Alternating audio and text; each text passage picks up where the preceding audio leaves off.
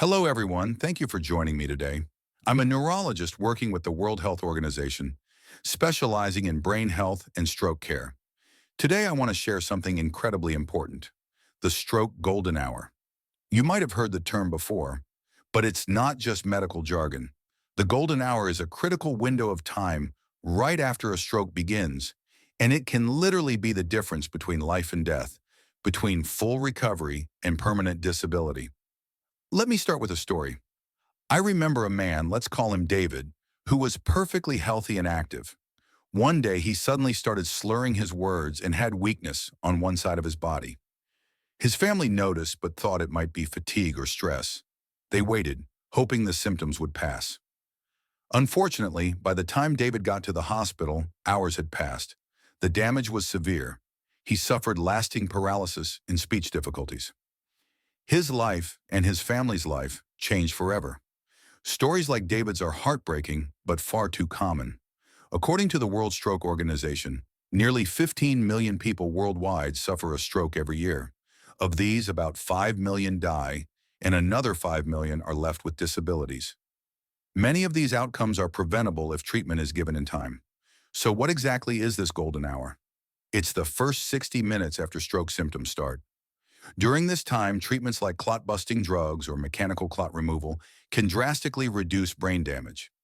Every minute counts because brain cells die at an alarming rate when deprived of oxygen and nutrients. Think about it like this. Your brain is a complex machine powered by blood.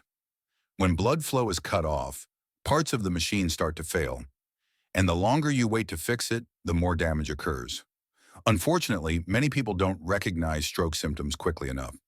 Sometimes symptoms are subtle, a drooping face, weakness, or difficulty speaking. Other times, people ignore them or hope they will improve. This delay costs lives. Have you ever wondered what you would do if someone close to you suddenly showed these signs? Would you know how urgent it is to act? If not, don't worry. That's why we're here today. I'll guide you through everything you need to know: how to spot a stroke fast, why the golden hour matters so much, what treatments are available, and how you can be prepared to act. According to a 2024 study, nearly half of stroke victims worldwide don't get treatment in time because the symptoms aren't recognized or acted upon quickly. That means many people suffer or die needlessly.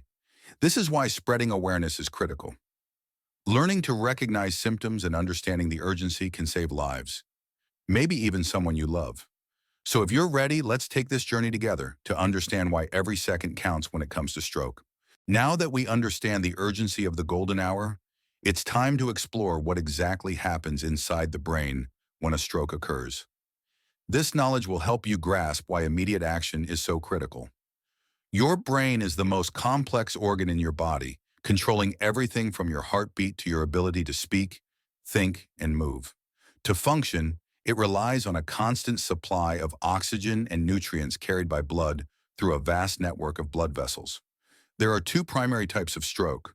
The first, ischemic stroke, accounts for around 85% of strokes and happens when a blood clot or other blockage obstructs an artery supplying blood to the brain. Imagine a river suddenly dammed. The water stops flowing, and everything downstream suffers. Similarly, brain tissue downstream from the blockage begins to die due to lack of oxygen. The second type, hemorrhagic stroke, occurs when a blood vessel in the brain bursts, leaking blood into surrounding brain tissue. It's like a pipe bursting and flooding a room. The pressure and damage can be severe. Although less common, hemorrhagic strokes tend to be more deadly. Once blood flow is interrupted, brain cells enter a state called ischemia, oxygen deprivation.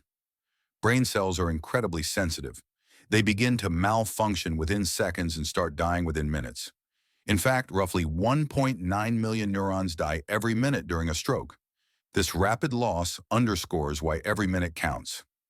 Not all brain tissue dies immediately, though. Surrounding the dead tissue is an area called the penumbra, where cells are at risk but still salvageable if blood flow is restored quickly. This zone represents the critical target for treatments during the golden hour. The brain also has an amazing ability called neuroplasticity. It can reorganize and form new connections to compensate for lost functions. This is why early rehabilitation is so important. Stroke remains the second leading cause of death worldwide and a leading cause of disability. Approximately 13.7 million new strokes occur each year globally. Many survivors suffer long-term disabilities, impacting their quality of life and that of their families. Have you ever wondered why some stroke survivors recover fully while others don't? The timing and type of treatment, along with stroke location, make a huge difference, reinforcing why understanding stroke mechanisms is vital. Next, we'll dive into how to spot stroke symptoms fast and confidently using an easy tool anyone can learn. Recognizing stroke symptoms quickly is one of the most important skills you can have.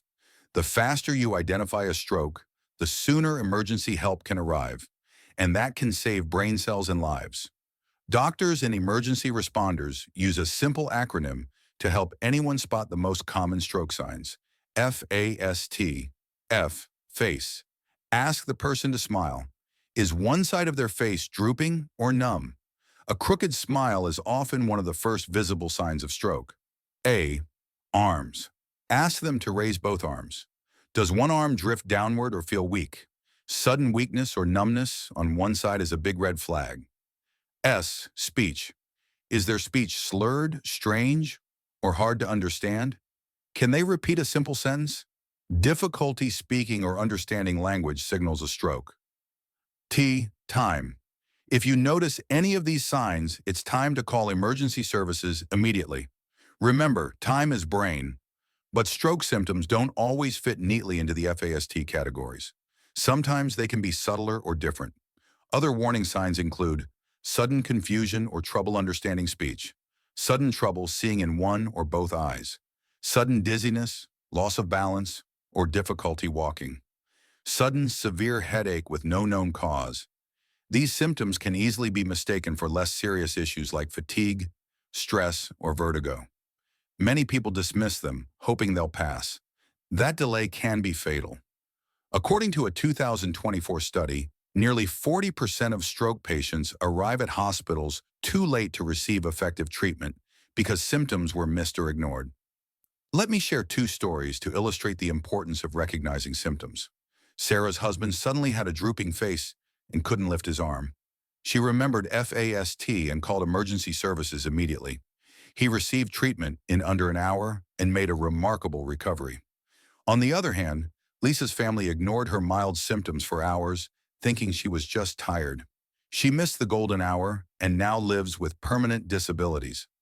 Common mistakes people make include waiting to see if symptoms improve, driving the patient themselves instead of calling an ambulance, and ignoring symptoms that don't fit the typical pattern.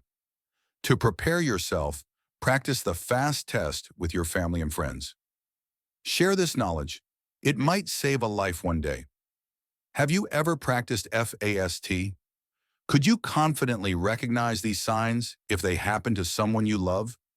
Beyond FAST, trust your instincts. If something feels wrong, don't hesitate to seek medical help.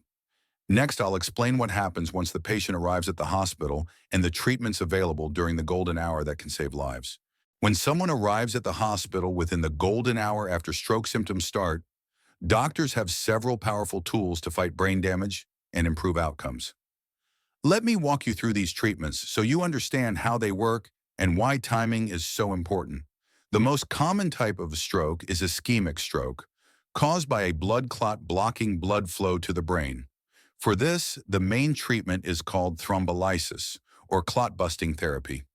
Thrombolysis involves administering a medication, typically a drug called alteplase, directly into the bloodstream. This drug works by dissolving the clot that's blocking blood flow, restoring oxygen to the starving brain tissue. But here's the catch. This drug must be given within 4.5 hours of symptom onset to be effective and safe. The earlier it's given, the better the chances of reversing brain damage. Studies show patients treated within the first hour have dramatically better recovery outcomes. However, thrombolysis isn't suitable for everyone. Before treatment, doctors use brain imaging like CT scans to ensure the stroke isn't caused by bleeding, hemorrhagic stroke, because giving clot-busting drugs in that case can worsen the situation. For some patients with large clots in major brain arteries, there's an even more advanced treatment called mechanical thrombectomy. This minimally invasive procedure involves threading a tiny catheter through blood vessels up to the brain to physically remove the clot.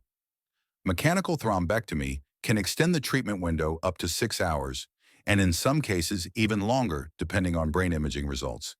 It has revolutionized stroke care for many patients who previously had poor prognosis. Beyond removing clots, managing a patient's overall condition is vital. Controlling blood pressure, oxygen levels, blood sugar, and preventing complications such as pneumonia or blood clots in the legs can improve survival and recovery. Specialized stroke units in hospitals provide coordinated care by neurologists, nurses, therapists, and social workers, significantly improving patient outcomes. Early rehabilitation, including physical, occupational, and speech therapy, harnesses the brain's remarkable ability to rewire itself, known as neuroplasticity. Let me share a story. A patient arrived at our hospital 45 minutes after stroke symptoms began. Thanks to quick thrombolysis and care in the stroke unit, she walked out of the hospital within weeks with minimal impairment. In contrast, another patient arrived 8 hours late and missed the treatment window. She faced permanent paralysis and speech difficulties. These stories highlight the life-altering power of timely treatment. It's why education, rapid response, and access to stroke care are so critical worldwide. Imagine if you or a loved one suffered a stroke today. Would you want access to these treatments? Would you want people around you to recognize symptoms and act immediately? Next, we'll discuss the barriers and myths that cause delays in treatment and how communities can overcome them to save more lives. When it comes to stroke, the treatment options and speed can mean everything, but sadly, many patients still miss out on timely care. Why does this happen? Let's dive into the common barriers and myths that delay treatment and how we can overcome them. One major barrier is a simple lack of awareness. Many people don't recognize the symptoms of stroke or the urgency required. They might mistake signs like facial drooping, weakness, or confusion for something minor. Tiredness, stress, or even intoxication. This misunderstanding causes dangerous delays. Fear and denial also play a huge role. Families often hesitate to call emergency services due to worries about hospital costs, mistrust in healthcare systems, or the fear of bad news. Some hope symptoms will improve without intervention, but this is rarely the case. Geographic and transportation challenges add another layer. People living in rural or underserved areas may face long distances to stroke-ready hospitals. Ambulance shortages, poor roads, and traffic can delay arrival beyond the critical golden hour. Cultural beliefs and misconceptions further complicate matters. Some communities rely on traditional medicine or delay hospital visits due to stigma or distrust. Common myths include thinking stroke only affects the elderly or that symptoms will pass on their own. Even when patients seek help, healthcare system limitations sometimes stand in the way. Not all hospitals are equipped with stroke units or trained specialists. Limited access to advanced imaging like CT scans delays diagnosis and treatment. Psychological stress on families, fear, confusion, and guilt can also contribute to hesitation. So what can we do? Public education is key. Awareness campaigns using media, schools, and community outreach can teach people to recognize stroke symptoms and act fast. Improving emergency medical services by increasing ambulance availability and establishing more stroke-ready hospitals saves precious minutes. Engaging community leaders helps dispel myths and encourages timely medical care. Telemedicine and technology can bridge gaps, providing expert consultations in remote areas. Ultimately, breaking down these barriers requires combined efforts from healthcare providers, governments, communities, and individuals. Think about your own community. What barriers exist, and how can you be part of the solution? Next, I'll share real stories from stroke survivors and their families. Stories that reveal the human side of these challenges and the hope that timely action brings. Let me share some stories that highlight the real human impact of stroke. Stories of loss, hope, and lessons learned. Lisa was a vibrant woman in her early 50s, a mother and teacher. One day, she suddenly experienced weakness on her right side and difficulty speaking. Her family thought it was fatigue and waited hours before seeking help. By the time Lisa reached the hospital, the golden hour had passed. Though she survived, she was left with permanent paralysis and speech difficulties forever changing her life and that of her loved ones. Contrast this with Mark, a 45-year-old father of two who suddenly felt dizziness and numbness on his left side. His wife recognized the signs and called emergency services immediately. Mark received treatment within an hour and was walking again within weeks. These stories remind us that strokes don't discriminate. They can affect anyone, regardless of age or lifestyle. They also show the crucial difference timely action can make. For families, the emotional toll is immense. The fear, confusion, and uncertainty of a stroke can be overwhelming. Quick action brings hope. Hesitation often leads to regret. These personal accounts emphasize why awareness, education, and preparedness are essential. Imagine yourself or someone you love in these situations. Wouldn't you want those around you to know what to do? In the next part, I'll provide a detailed, step-by-step guide on what you can do if you suspect someone is having a stroke. This knowledge can empower you to act quickly and confidently. Preventing a stroke is often simpler than many think, and it starts with taking care of your overall health. Making certain lifestyle changes can dramatically reduce your risk and help you live a longer, healthier life. One of the most important factors to control is your blood pressure. High blood pressure is the leading cause of stroke worldwide. Regularly checking your blood pressure, following a healthy diet low in salt, exercising regularly, and taking any prescribed medication can keep your numbers in check. Managing diabetes and cholesterol is also crucial. High blood sugar and cholesterol levels damage blood vessels and increase the risk of clots. Eating balanced meals, monitoring your levels with your doctor, and adhering to treatment plans can make a big difference. Adopting a healthy diet rich in fruits, vegetables, whole grains, lean proteins, and healthy fats is key. The Mediterranean diet, for instance, has been shown to reduce stroke risk significantly. Limiting processed foods, salt, and sugar also helps. Physical activity is essential. Aim for at least 30 minutes of moderate exercise most days. Even walking counts. Exercise helps regulate blood pressure, weight, and blood sugar. Avoiding smoking completely is one of the most impactful ways to reduce stroke risk. Smoking damages blood vessels and increases clot formation. Limiting alcohol consumption is also important. Maintaining a healthy weight supports cardiovascular health and reduces stroke risk. Knowing your family history helps you and your doctor identify your risk and tailor prevention strategies. Managing stress through techniques like meditation, yoga, or deep breathing can positively affect your heart and brain health. Regular health checkups allow early detection and management of risk factors. Remember, prevention is better than cure. Small changes today can protect your brain tomorrow. Finally, you can make a difference beyond your own health. Educate friends and family about stroke signs and prevention. Advocate for better healthcare services in your community. Support public awareness campaigns. Together, we can reduce stroke's devastating impact. Thank you for listening and caring about this vital topic. Remember, when it comes to stroke, time is brain. Act fast, live well, and help others do the same.